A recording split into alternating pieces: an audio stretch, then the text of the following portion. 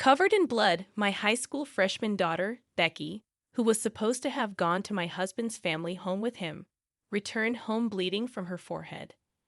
I screamed in shock, and after hastily treating her wounds, I immediately contacted my husband, Ryan.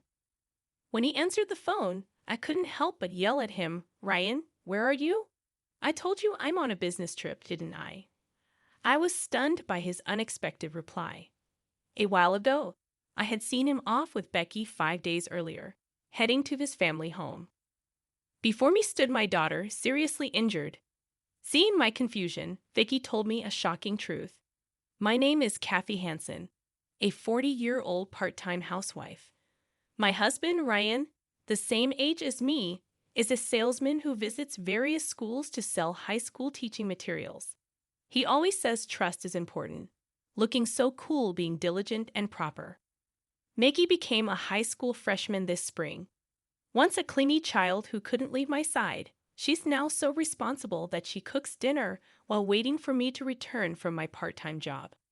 Life was peaceful with my husband and daughter, but 5 years ago, my mother became bedridden due to an internal illness. Since then, I've been busy juggling caregiving and my part-time job, unable to manage a visit to my in-laws except during the Christmas holidays. During such times, Ryan was safe, jokingly saying, "Don't overdo it. Aren't you lucky to have an understanding husband?" He would go to visit his family home alone, and though I felt terrible, I was grateful as I was overwhelmed with caring for my mother. 3 years ago, my mother-in-law passed away suddenly in an accident. My father-in-law, who was very close to her, became deeply depressed, and Ryan's visits to his family home became more frequent. Moreover, Ryan expressed his desire to take his dad on a trip to cheer him up and treat him to delicious meals with each visit. The expenses increased $300 to $500, but I couldn't complain about money as I hadn't been able to visit my in-laws myself. One day, Ryan mentioned the cost of his next visit. "I need $11,000 for my next trip home," he said. I doubted if such a large sum was really necessary for visiting back home, but he never explained the details of the expenses. It must be necessary, I thought, as a way of showing how thankful I am to my father-in-law. I convinced myself of this. However, due to the sudden expense, I had no choice but to temporarily withdraw money from the savings account I had set aside for Becky's school fees. I'll have to skip going to the beauty salon for a while and make sure not to dip into Becky's money again, I decided, beginning to save diligently and gradually returning money to Becky's account. As Becky's exams finally ended and things settled down, my father-in-law said, "I want to see my granddaughter again." "All right, I'll take Becky and Dad to eat seafood as a reward for their hard work." "Really?" "Yay." Seeing Becky's beaming smile, I stroked her head, saying, "Thank you for always being so patient." She never complained, even though she always had to endure and even helped with caring for my mother. I was filled with gratitude. Then, on the morning of their departure to visit my father-in-law, Becky said, "I'll buy some souvenirs and come back." I replied, "Have fun," and we were all smiling. Little did we know what was about to happen. 5 days after Ryan and Becky left for my in-laws, around noon, I was preparing lunch in the kitchen when I heard the front door rattle open. "Who is it?" I shouted, entering without ringing the doorbell. I was startled and headed to the entrance, only to find Becky standing there, bleeding from her forehead. What on earth happened? I let out a scream, almost in a shriek, desperately looking around for Ryan, but he was nowhere to be seen. Trembling, my eyes brought Becky inside, and I immediately called out to Ryan, "Ryan, where are you?" "I'm at work. Didn't I tell you that I left for a business trip the day after taking Becky to my parents' home?" I was confused, having heard nothing of this work, and more importantly, Becky had come home seriously injured. Ryan hung up quickly after saying, "She probably just fell. Don't take it too seriously. Girls her age tend to exaggerate." I couldn't possibly accept such a nonsensical story. While attending to Becky, I asked her, "Why are you injured? And did Dad leave for work?" Vicky, her face pale, kept her trembling lips sealed for a while. Then she whispered, Dad. He pushed me. Shocked, I gently rubbed Becky's back as I listened to her story. An unbelievable truth was exposed. Ryan had been keeping secrets from us, and he had injured Becky when she discovered them. That's not all. He threatened her while she was bleeding, saying, "If you tell anyone about this, next time it won't just be an injury." Vicky had managed to escape from my in-laws' house when Ryan hesitated, and my father-in-law returned home.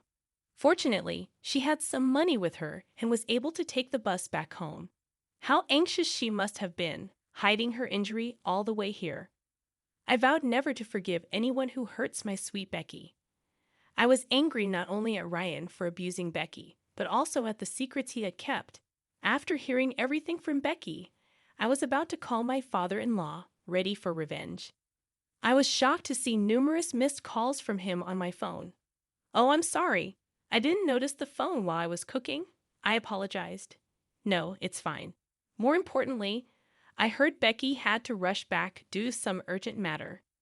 "Did she arrive safely at your place?" "That's what I've been worried about, and why I called so many times," my father-in-law inquired. Hearing his words left me speechless. My husband, Ryan, had fabricated such a lie to cover up the fact that our daughter, whom he had injured, had fled back to our home.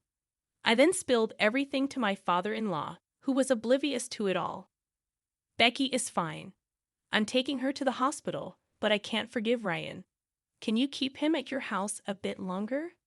"I want to give him a piece of my mind," I requested. My father-in-law immediately agreed, promising his cooperation.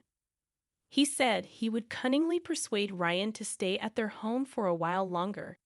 In the meantime, I ran around making preparations for a confrontation with my husband. 5 days later, after completing the investigation into Ryan's secrets, I was on my way to my in-laws' house. Just as I was about to ring the doorbell, I saw Becky running up to me, out of breath. "Mom, wait for me. Didn't I tell you to wait at home? I can't just sit around. I have to confront him about what he did to me." I had planned to go into my in-laws' house alone, not wanting Becky to witness the argument between my husband and me. But it seemed Becky didn't want to just stay put. "I think I have a right to speak up too," Becky said, unyielding. Reluctantly, I agreed. I accepted her anger and decided to fight this together. We were greeted by my father-in-law, who was already aware of the plan. Entering the living room, we found Ryan, who appeared to have just woken up, lounging in his pajamas and watching TV. "Oh, weren't you supposed to be on a business trip, Ryan?" Startled by my sudden voice, Ryan jumped up. He started making lame excuses about how he was supposed to go, but then didn't need to. "Well, that doesn't matter now." "What I want to know about is Vicky's injury," I stated firmly. "Oh, that clumsy her. Seems like she fell down the stairs and hit her forehead," Ryan replied. I was about to yell at my husband for feigning ignorance, but my father-in-law spoke first. "Enough. I know that Becky's injury is your fault," he said sternly. Becky chimed in, "Yeah, that's right." And I glared at Ryan, feeling cornered. Ryan started to look nervous, but then suddenly seemed to have an idea and argued back. "As if you have the right to talk. You never visited my parents, but I was the one taking care of them," Ryan said, smug and grinning, thinking I wouldn't be able to say anything. Indeed, I had kept quiet before, thinking he was right. But after hearing Becky's story, I knew Ryan's words were full of lies. "Oh, really? Leaving all the housework to your daughter and not spending time with your father is called taking care of the family?" "Yeah. Ever since you brought me here, you've been lazing around at home," I retorted, feeling the weight of frustration. "Shut up. This is just a one-time thing. Usually, I'm the one working hard," Ryan snapped back. Watching Ryan boast, I pulled out my father-in-law's account of household expenses that I had previously obtained. It detailed not only the money in and out, but also how Ryan spent his time at his parents' house. "Let me tell you what's written here," I began, pointing to the document. June 10th, gave Ryan $200 for transportation. He lazed around all day as usual, went out at night, and returned in the morning. Food expenses increased because of Ryan's presence. I calmly read out the details.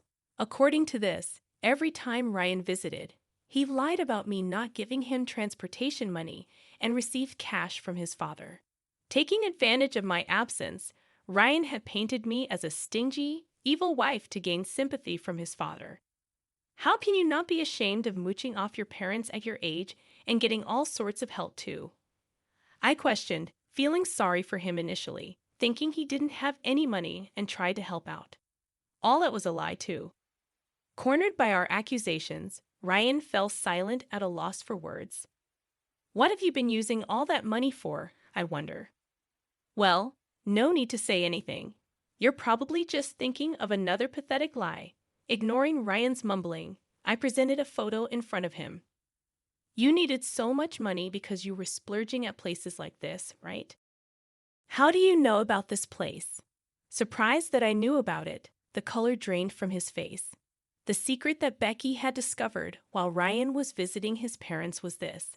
She thought Ryan was diligently caring for his father, but he was actually going out at night and returning in the morning.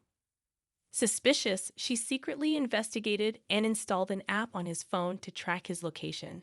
After he left, she checked his whereabouts on a computer, always finding him at the same place. Researching online, Becky found out it was a gentleman's club. Shocked, she was about to call me when Ryan returned home. He found her researching the location and the club on the computer, and in a fit of rage, pushed her. Becky hit her head on the corner of a dresser, causing the bleeding, and the rest is as you know. After hearing Becky's story, I left my mother in the care of professionals for a few days and went to the club to gather evidence of Ryan's wasteful spending. The shock I felt seeing my husband cheerfully entering the club. The money for this visit, even a temporary, was taken from Becky's school fund, and he used it. This, Dad, you're the worst, I said, presenting undeniable evidence. Ryan, cornered by the evidence, muttered weakly, "Isn't this normal for men?" and looked up at his father for support. What are you talking about? Using your child's school money for your satisfaction is inexcusable for any man. I'm tired from work. Isn't it okay to have a little fun? Vicky sighed in exasperation at Ryan's stubbornness. Mom, do you know what kind of place that is? Huh? Oh no, I just took the photo and left immediately. I thought so. Here, take this, Vicky said, laying out several printed pages of the club's website on the table. Looking over them with my father-in-law, we saw that the outfits worn by the girls at the club were school uniforms. They all seemed to be adults, but it was a gentleman's club where they cosplayed in revealing school uniforms. Seeing this, I thought to myself, exposing my daughter of this age to such a world. I was filled with anger, but Becky seemed unfazed. So, Dad, you like this kind of stuff, huh? Gross, she commented, handing the papers to Ryan with a shudder, as if the idea was repulsive. Well, you don't have to say it like that, you know. If your clients at the schools found out about your love for girls with uniforms, it could be a big problem, right? I doubt your company, which sells educational materials to schools, would want to keep an employee with such hobbies, I said with an icy stare. Ryan turned pale. I quickly grabbed Ryan's schedule book, which was left in his business bag, and found it easily. Looking at this now, I know all the schools you've been visiting. Maybe I should inform your clients about your wonderful hobby. Please spare me that. I'm sorry. I went too far. I'll change my ways from now on. Realizing he couldn't escape, Ryan started trembling and knelt down. He apologized profusely. But years of frequenting those clubs, wasting money, not to mention injuring our daughter, were not forgivable. Who would believe a liar like you? I thought. Dad, I've consulted with a lawyer, and I'm ready to proceed with a divorce. I'll make sure you pay back all the money you squandered on your indulgences, plus compensation. This is the end for us. Ryan tried to cling to Becky, but she dodged him, saying, "You gross." Eventually, he broke down crying, and we glared at him coldly. Soon after the divorce was finalized, and I demanded from Ryan the $115,000 he had squandered and $30,000 in compensation. Word of his club visits leaked to his company. Ryan was fired, and even his father cut ties with him. Now he lives alone in a rundown house, barely making ends meet with day-to-day jobs. Unable to afford the compensation payments, he ended up borrowing money from shady lenders and now lives in fear of debt collectors. Meanwhile, I have found more time to myself after the divorce. With Becky's help, my mother's health improved significantly, and she no longer needs care. Now, the three of us women are enjoying a